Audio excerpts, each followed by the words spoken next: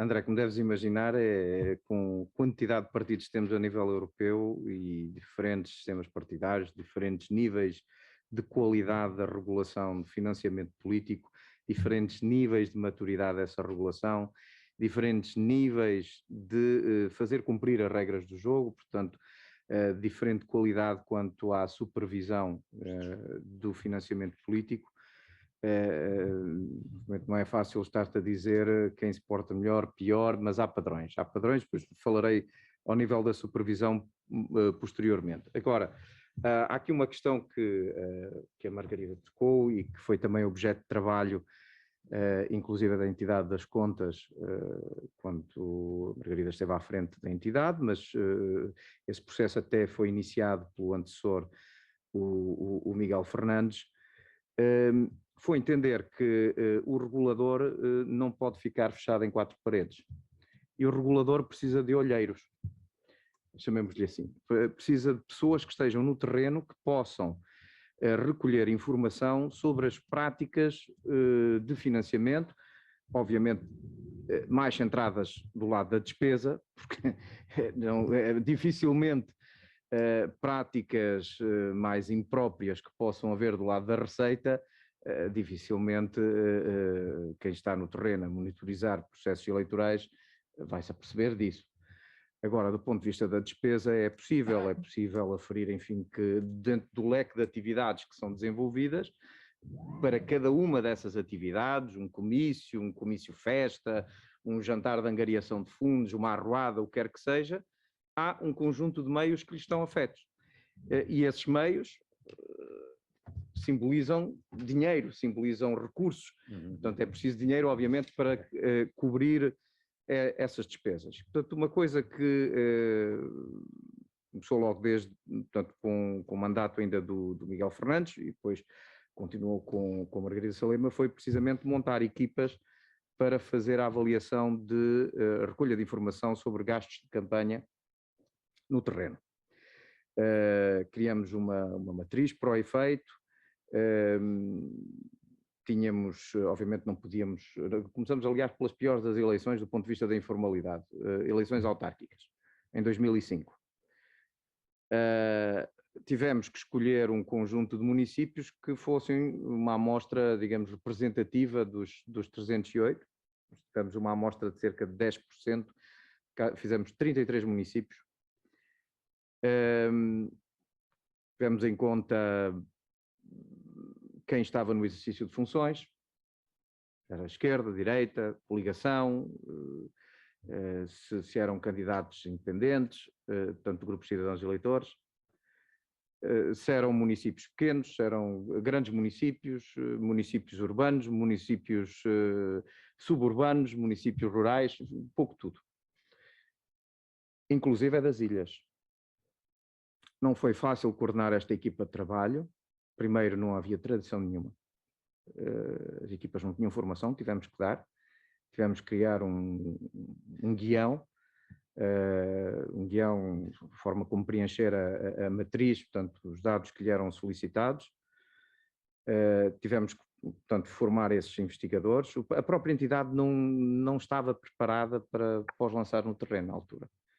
Recordo que uma das coisas que discuti com o Miguel Fernandes é se deveríamos nos comportar como monitores em processos eleitorais, da OSCE, etc., com t-shirts próprias, identificação ao pescoço, etc. E na altura, a única coisa que nos foi passada foi uma credencial, mas não havia essa identificação visível. Portanto, acho que ainda estávamos todos a aprender um pouco.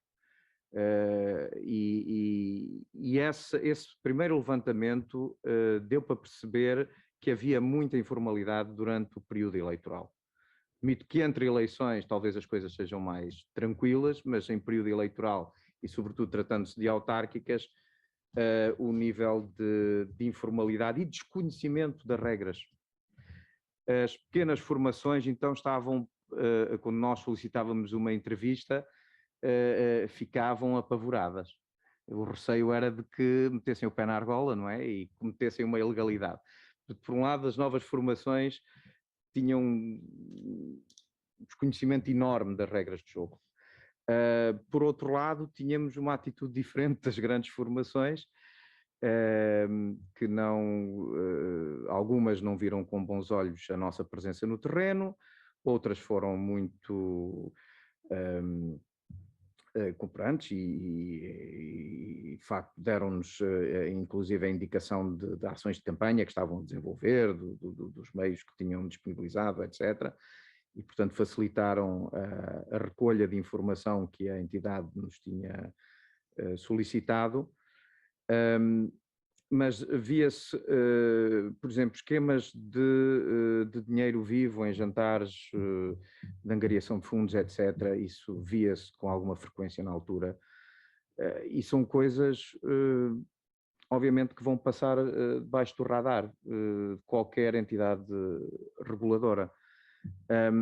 E então houve um esforço da entidade das contas de aconselhar, embora a lei até previa um montante, até um determinado montante por ano, de algumas transações serem feitas em dinheiro vivo, mas desaconselhar que isso fosse feito, porque obviamente é difícil, não deixa rastro, quer dizer, é muito fácil ocultar a sua proveniência, destino, e há pouco estávamos a falar a questão dos malfeitores. O problema é que as organizações partidárias são enormes e têm uma presença em todo o território. E se há gente bem intencionada, também há gente mal intencionada. E há gente mal intencionada que pode custar caro a um partido político, porque situações menos próprias na utilização de dinheiros ou no tipo de relações que se fazem com fornecedores, etc., podem deixar uma má imagem para o partido se forem desvendadas, e a comunicação social interessou-se cada vez mais sobre o assunto, a partir do momento que a entidade foi criada, a partir do momento que souberam que haviam monitores no terreno, acompanhou mais de perto, por vezes perto demais dos nossos monitores, mas houve essa... O que me parecia também é que essa sinergia entre comunicação social e papel da entidade reguladora em termos de monitorização ainda não estava suficientemente trabalhado. Ou seja, a entidade das contas não tinha uma política de comunicação, mas não tem a entidade das contas e devido que tenha o Tribunal Constitucional, peço imensa desculpa, esta é uma opinião, estou a emitir uma opinião, mas é a opinião que tenho. E basta ver o portal do Tribunal Constitucional, o portal da entidade das contas, comparado, por exemplo, com o portal da Elections Commission, da Electoral Commission no Reino Unido. A gente abre o portal da Electoral Commission e temos logo a informação organizada, se sou um candidato, se sou um cidadão, se sou um jornalista, se sou um mandatário financeiro. Estas são as 4 entidades principais que trabalham sob financiamento político. E a informação já está organizada para estes grandes públicos. O portal da entidade das contas, não pode chamar portal, enfim, era uma página no portal do Tribunal Constitucional. É penoso ver a forma como é organizada a informação. E que acaba por ser, pronto, também que criar aqui alguma dificuldade em quem está de fora, seja jornalistas como investigadores, de aceder a dados que poderiam ajudar efetivamente o trabalho da entidade das contas. Mas isso também já tem a ver um bocadinho com a nossa cultura de reporte, de disponibilização de dados, de criar pontos com a academia para que a academia e a sociedade civil, e noutra perspectiva a comunicação social, possam ajudar essas entidades reguladoras a efetivamente a desenvolver o seu trabalho. Como a Margarida disse, esta entidade reguladora é diferente de outras entidades reguladoras. Depois, na próxima apresentação, farei essa nota, mas só para dizer que, de facto, aqui estamos numa situação em que os regulados estão acima da entidade reguladora. Eu não queria dizer acima, não é a palavra mais, mas aqui a pirâmide inverte-se. Luís, foi aqui já estabelecido que até meados finais dos anos 90, do século, portanto, do século XX, pouco trabalho houve nesta matéria. Portanto, a questão que se coloca, então, nos últimos 21 anos, como é que a legislação e a prática dos atores tem sido? De melhoria, de convergência para as boas práticas internacionais ou não? Nós praticamente temos 3 períodos. como referiu o Dr. Marcos Mendes, e já agora cumprimentá-lo também, de facto, a última conversa que tivemos foi precisamente sobre estas matérias e sobre a necessidade de os partidos também criarem mecanismos internos de disciplina da conduta ética dos políticos. Nós temos 3 períodos, basicamente. Temos, de facto, esses primeiros quase 20 anos.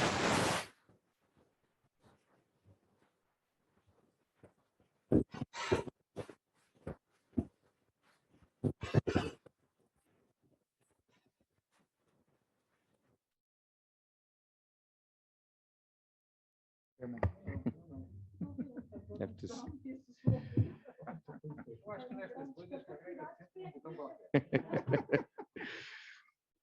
Tivemos esses primeiros 20 anos de ausência de regulação, havia apenas uns princípios muito gerais na lei de partidos políticos. O primeiro regime é adotado em 93, depois sofre sucessivas revisões, demasiadas revisões. Essas revisões nunca respondem à pergunta o que é que resultou mal na anterior reforma. E aquilo que assistimos foi o que a professora Margarida Salema acabou de dizer, reformas negociadas e a percepção dos partidos de que estão a legislar por conta própria. Sim, há algum escrutínio dos mídias, há algum escrutínio da sociedade civil, há também um maior interesse, enfim, da opinião pública, mas é muito difícil, até na qualidade de peritos, de termos a noção de que o contributo que damos para a discussão vai ficar refletido nas opções que estão sobre a mesa. E, portanto, tudo aquilo, basicamente, é negociado num formato fechado, que é péssimo. Portanto, nesses primeiros 20 anos sem regulação, como devem imaginar, todo o tipo de informalidades, vícios, práticas que se foram instituindo e que são muito difíceis de quebrar. Portanto, aquilo que eu de facto sugiro, qualquer democracia que está num processo de transição, que está a pensar, enfim, toda a estrutura do seu sistema de integridade, deve ter isso em conta, deve partir logo numa fase inicial para uma discussão. Não há fatos à medida, mas há de facto várias possibilidades, devem ser discutidos os prós e os contras, e logo nessa fase inicial foi o Portugal infelizmente não fez porque também não tinha a pressão da União Europeia, não é? Essa discussão surge com os critérios de Copenhaga, com toda esta discussão da qualidade da democracia e a pressão que sentimos de fora para dentro de ter um bom desempenho em matéria de combate à corrupção, branqueamento de capitais e regulação da ética no sistema político. Depois temos o período de 93 a 2003, que é um período em que se inicia alguma regulação, mas do ponto de vista do modelo de supervisão é completamente anómalo. Nós tínhamos as contas anuais dos partidos a serem reportadas ao Tribunal Constitucional, nós tínhamos as contas de campanha a ser reportadas à Comissão Nacional de Eleições. E não havia cruzamento de informação, quer que seja, e aliás era praticamente para cumprir calendário.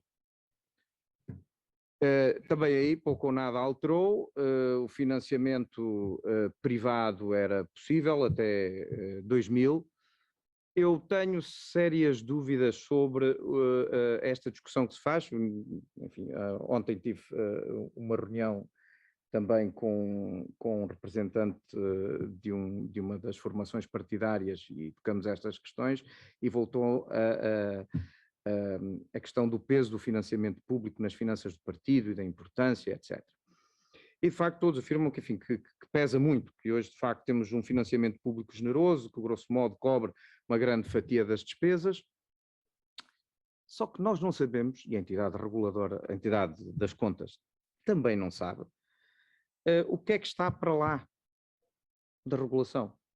O que é que há de pagamento de despesas por terceiros em determinados atos eleitorais? E se há atos eleitorais que são relativamente mais tranquilos, digamos, do ponto de vista de prestação de contas, que não tem necessariamente a ver com partidos, por exemplo, o caso das presidenciais, o caso das europeias, e sim também tem envolvimento dos partidos, mas temos eleições problemáticas, nomeadamente as autárquicas, não é? E até as regionais. E de facto, nós isso não conseguimos aferir. Qual é o nível de informalidade do sistema? O que é que está para lá da regulação que a entidade não consegue chegar? Daí a tal ideia de se terem monitores no terreno para se fazerem estudos que permitam, através depois, enfim, dos valores de mercado de alguns desses meios que estão alocados aos eventos de campanha, de se poderem fazer cenários de despesa e fazer um contraponto, no fundo, depois com aquilo que é a informação que os partidos submetem à entidade das contas no âmbito da sua prestação de contas. Portanto, temos esse período até 2003. Em 2003, enfim, há a proibição em 2000 do financiamento da parte das empresas, junto em crer que isso tenha alterado pelas razões que a Margarida já referiu. E também por esta questão, porque, quer dizer, as duas únicas ilegalidades associadas ao financiamento político, como já foram referidas, é o financiamento por pessoas coletivas e é a questão dos limites de despesa. Ora, nós não sabendo, mas vendo a suspeita de que há, em determinados atos eleitorais, pagamento de despesas por terceiros, tudo isso foge aos limites. E, portanto, os limites até podem ser respeitados, só que nós não sabemos o que é que está a ser gasto paralelamente àquilo que é reportado. Em 2003 fez uma boa reforma. Eu agora estou a ser opinativo e estou a ser positivo, porque geralmente sobre esta matéria acham que eu só bato na lei de financiamento de partidos e na boa vontade dos partidos. Em 2003 houve uma boa reforma. Uma reforma que acabou com este sistema bicéfalo, não é? Com este sistema bicéfalo, que não havia cruzamento de informação, que era só para cumprir calendário, e criou-se aquilo que é expectável num regime de financiamento político, uma entidade responsável pelo oversight e pelo enforcement, pela supervisão do financiamento político. Agora, também é verdade que fui crítico sobre o modelo, depois sobre isso falarei na segunda intervenção. Fui crítico sobre o modelo, é um modelo anómalo a nível internacional, teria sido mais em linha com, enfim, aquilo que são, se é que podemos falar de modelos propriamente dito, mas pronto, aqui em linha com aquilo que é mais comum a nível internacional, que é estas competências estarem atribuídas a Electoral Monitoring Bodies, portanto, comissões eleitorais, comissões como a nossa Comissão Nacional de Eleições. E, portanto, a reforma deveria ter ido no sentido inverso, ou seja, passar as contas anuais dos partidos do Tribunal Constitucional para uma Comissão Nacional de Eleições diferente da que temos, bem diferente da que temos, até em termos de organização territorial, porque algumas destas realidades, sobretudo quando se trata de campanhas autárquicas, têm que estar no terreno, e porque de facto esse organismo tem uma noção da vida partidária, do modus operandi dos partidos, que o Tribunal Constitucional não tem. Que os seus juízes do Tribunal Constitucional não têm. Lamento, mas este é um facto. E também é um facto que o alojamento da entidade das contas dentro do Tribunal Constitucional pode, por um lado, trazer má publicidade para o Tribunal, não faz parte do core de funções do Tribunal Constitucional, e pode, por outro lado, enfim, que foi aquilo que, de certa forma, acabou por acontecer, apagar ou dar a ideia de que há ali um gatekeeper e, portanto, isso também não é a melhor resposta do ponto de vista da transparência das finanças dos partidos das campanhas eleitorais. Fico-me por aqui, porque, André, foste bastante benevolente, acho que ultrapassei.